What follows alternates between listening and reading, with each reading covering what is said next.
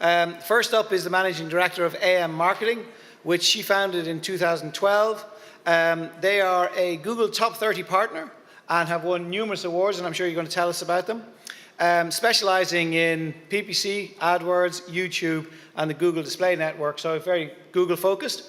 AM Marketing has gone from strength to strength, has an impressive portfolio of clients across Europe into the US and Canada. So please welcome Amy McManus, who is the MD of AM Marketing, to talk to you about ad blockers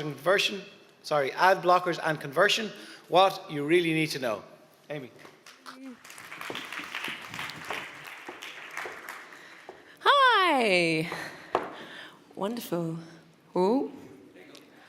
Wonderful. Okay, fantastic. So, just a quick introduction, everyone. I am Amy McManus. I am the Managing Director of AM Marketing. We are a top 30 Google partner agency. We were in the Elevator scheme last year, and we were also fortunate enough to win an Amazon Growth Award. Hooray! Oh, we're going to have to do better than that.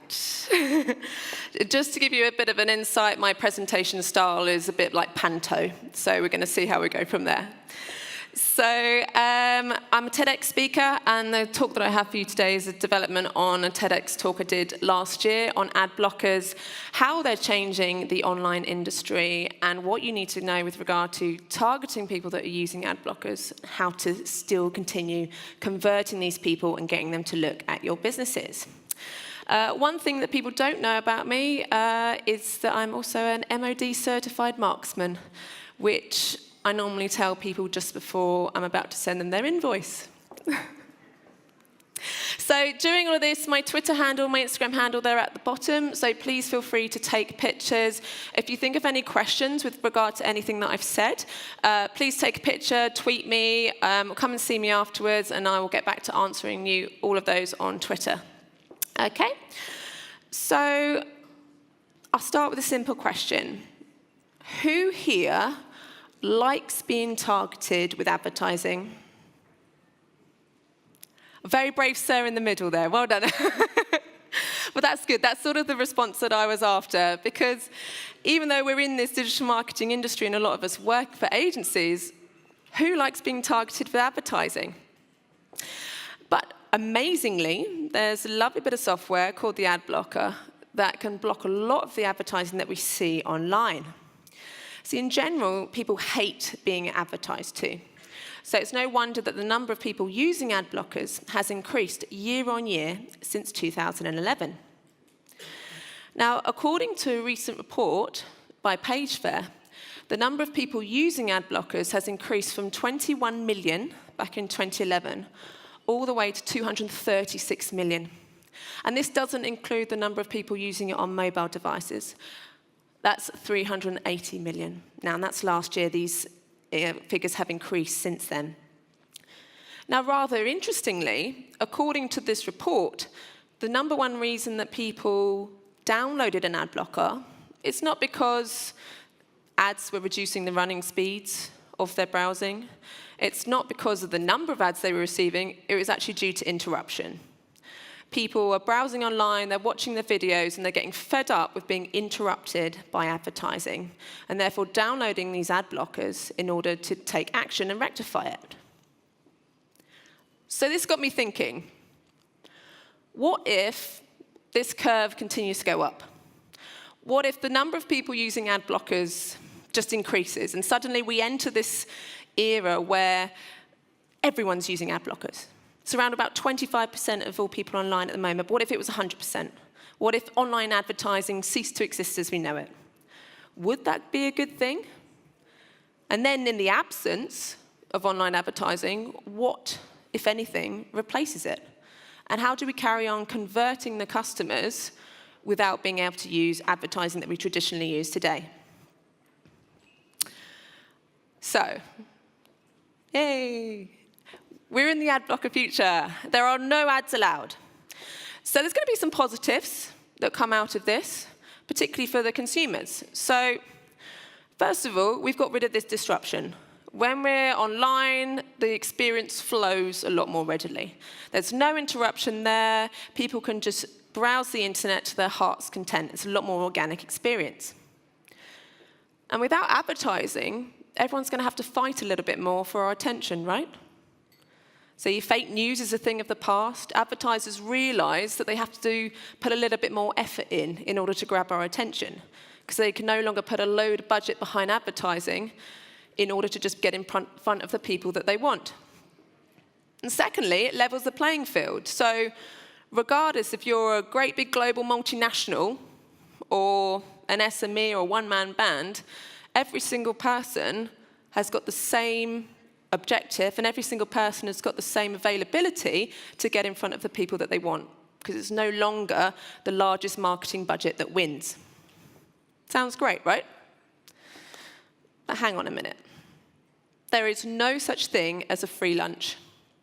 And according to recent research by Juniper Research, ad blockers are set to cost the advertising industry $27 billion by 2020. Now, I'm just assuming, I don't know about you guys, but people just aren't going to roll over and take that. So how do we get the money back? Ooh. Has anyone heard of these two companies? Show of hands, who's used Google or Facebook? Oh, come on, all of your hands should be up right now. Come on, let's interact. Who's heard of Google or Facebook? Hey, good job, guys. So, for most of us, in fact, all of us here, let's be honest, the use of Google and Facebook should be a daily occurrence. But what a lot of people don't know is that both of these companies attribute 90% of their overall turnover purely to advertising. So we are talking billions and billions in dollars that go on running their companies and allow us to use all of their services for free. So how many people just today have used either a Facebook app or a Google product? Show of hands. I mean, it should be all of you. Whether you used Google Maps to find your way here, you're using Facebook right now, you're using Live, everyone is using a free Google or Facebook product. So where does the advertising spend go? Well, a huge number goes on running their companies. It goes on funding and paying the over 80,000 staff that these two companies have worldwide. But a lot of it goes on funding projects all over the world in health, medical, philanthropy, and technological advances. So we're talking about things like the driverless car, stratosphere balloons that provide Wi-Fi to people in the third world and hard-to-reach areas, clean energy research, automated aircrafts that can deliver medical supplies to war-torn areas that vehicles can't get to. And you've got billions invested in education, training, medical treatments, AR, VR, loads of technological advances that we've seen in recent years have been funded by advertising revenue. So already we're building up this bigger picture of ad blockers, and I'm sure a lot of people in this room use ad blockers, you're evil. See, look what you're stopping funding. And dare I say that advertising revenue in these cases could even be a force for good? Don't shoot the messenger. So what happens in the ad blocker future? Ads don't exist. Google and Facebook, they go out of business. Most of us in this room, we lose our jobs, and that goes a little bit backwards to what we're used to seeing. I think it's probably maybe the 5th time you've seen that image today. It seems to be a favorite. This could even be a beautiful family dinner scene from 2050. Okay, so that's take that with a huge pinch of salt. There's a bit of catastrophic thinking there to try and get you going. Obviously, we're not heading to the dark ages again. But the point still remains. How are we going to previously replace that essentially $27 billion that was previously created by ad revenue? How are we going to fund these projects that are the positive outcomes of it? Could the possible alternative be that we have to pay ourselves? So you're doing a Google search, and now you have to pay 1 penny each. Would you pay a penny to do a Google search? 10p? No, it's a bit more expensive, isn't it? What if you had to pay £5 a month for every single social media account you use. Yes, lady there, no. You can see you getting rid of them in your head. You're like, oh, great, get rid of that one, get rid of that one. Because suddenly now you have to pay for it. It all becomes a little bit more important which ones you're going to actually use. So taking some estimates and a massive pinch of salt, here's what the future could hold for me. See, I roughly do around about 1,500 Google searches a month. I'm going to keep 4 of my social media accounts. If you want to know which ones, ask me afterwards. We're using the format of YouTube Red from the States, so that's £8 a month for no ads on YouTube. And I'm thinking that the news articles will jump on the bandwagon too, so I've given them 10p each, because it takes a long time to write an article. £58 a month. I think it thinks like the ad blocker future is going to be pretty expensive for me. This is seriously going to change the way that we use online. Could this possibly be the future of profile pictures? See, now that there's the ad blocker future, and you've taken away the ability for people to advertise within their own space, they're going to advertise on yours. So rather than being able to upload a profile picture or images for free, they have to have advertising on it. So I could win a trip to Miami, or 3XE have kindly covered my face in their branding. And we already use filters and frames, and we've seen the use of frames that have been created by companies, except it's possible in an ad blocker future that now it's obligatory, and you have to pick one in order to upload something for free of charge. Okay, so it's all a bit silly, really. This is kind of taking the level of extreme of what could happen in an ad blocker future world. So what's actually happening now? Well, first of all, you've got one of the main ad blocker companies, AdBlocker Plus. They've already been sued a number of times by a number of publications with people trying to stop them using ad blockers so that we can still target all of our businesses, all of our future potential customers with advertising. Unfortunately, all of those have been unsuccessful.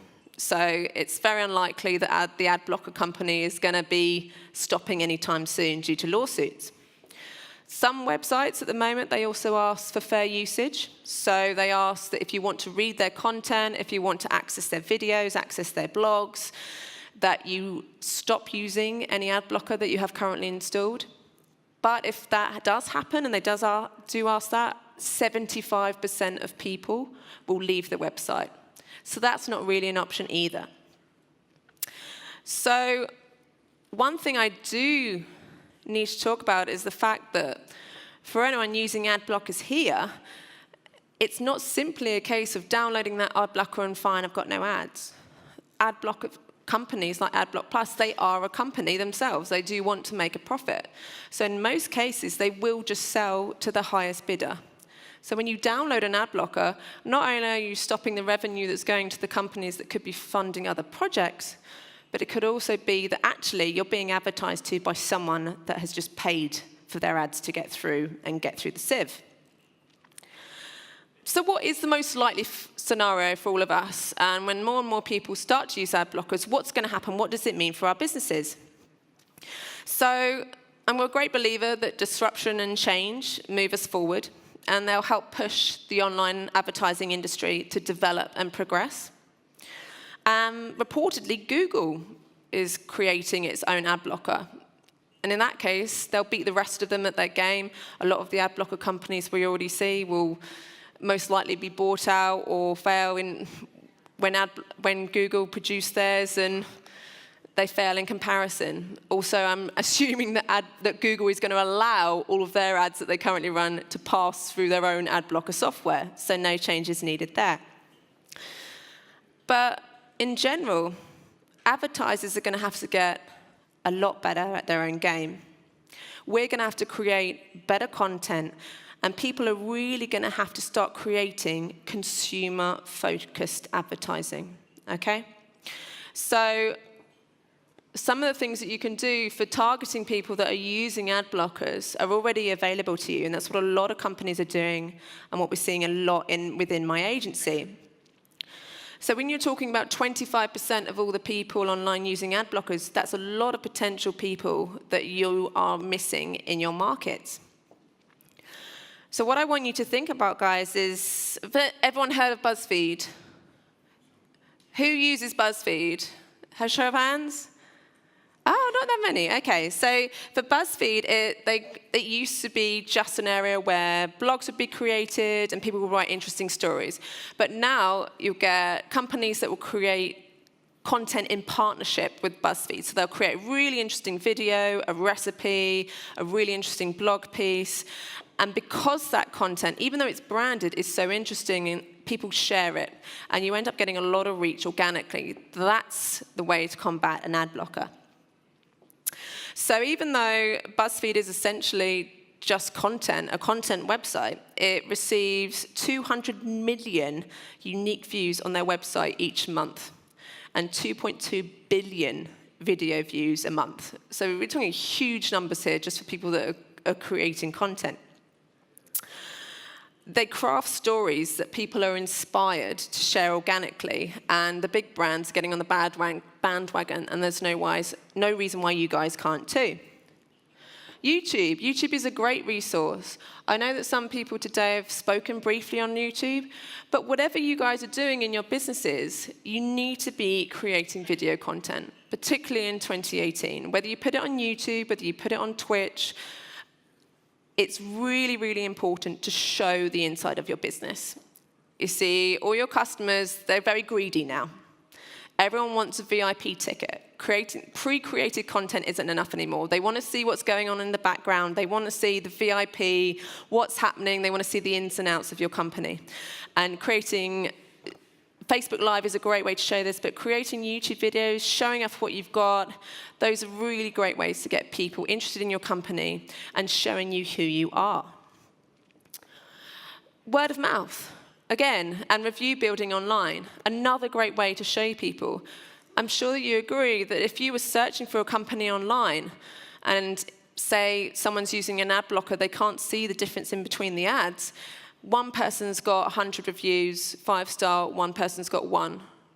What business are you going to use? It's really, really important that you encourage your customers to get on Facebook, get on Google, write reviews for your company so that can really have an extra impact on whether future customers choose you without the use of advertising. Is anyone here, this is really interesting, is anyone here afraid of doing videos because they're afraid of giving away company secrets? Or they're afraid that someone will copy them, they're afraid that they're competitors? No? Be honest. See, this is the #1 reason that people say, we don't want to do video, we don't want to create a how-to video, we don't want to create a let's do this, because they're afraid that their competitors are going to steal the information for them. They're afraid someone's going to come up to them and then do it better. And I'm here to tell you now that's just not going to happen. Just because a hairdresser sits me down and could literally go through with me for an hour how to cut someone's hair, it does not mean that that haircut is going to be pretty at the end of the day. So you guys need to show what you do. Don't be afraid of people stealing anything. Concentrate on your own unique selling points, and that's what you put in your video.